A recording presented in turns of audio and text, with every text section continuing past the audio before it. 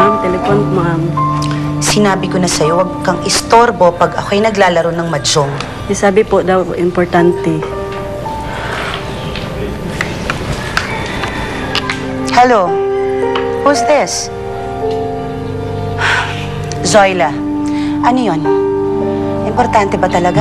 I'm in the middle of something. I'm sorry, madama. Hindi ko naman ho kayo guguluhin kung hindi importante ang sasabihin ko. I just want you to know na hanggang ngayon ay hindi pa rin tinitigilan ng anak niyong yang si Billy, si Adana. Adana? Yes, si Adana. Yung utility girl / utusan dyan sa kumpanya ni Billy. Apparently, hanggang ngayon, nagde-date pa rin silang dalawa. Dating? Pinagbawalan ko na si Billy na sumama sa babaeng yun. I guess he didn't listen to you or he chose to ignore what you told him. Excuse me, Zoila.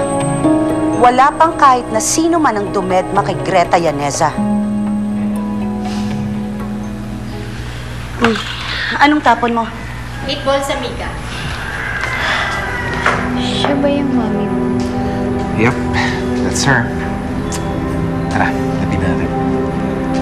Alam mo, huwag kang mahiya. Hindi naman siya nanghangagat eh. Tara. Ma. Ano yun? Ma. Billy, what are you doing here?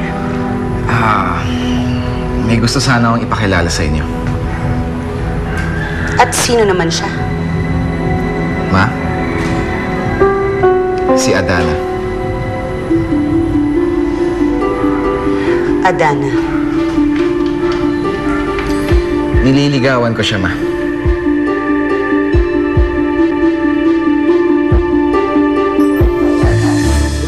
In a way, ginagamit mo siya, pare. Para inisin ng mami mo. All at the expense of Adana. You and your cheap dress and filthy shoes. Nagtitiri ako sa'yo! No, you did not. Yes, I did. Tignan ko lang kung may matitira pa siyang respeto para sa sarili.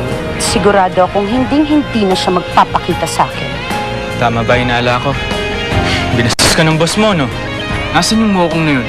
Kung ayaw nyo kay Adana, ayoko rin kay Justin. Ngayon, kung paninindigan nyo yung boyfriend nyo, pues paninindigan ko rin si Adana. Huwag yun na ako kilalanin pa. Dahil sigurado ako, hindi niyo ako magugustuhan kapag nalaman niyo yung buong pagkatao ko. Pinagsabihan na kita! Ilang beses na! You don't belong here!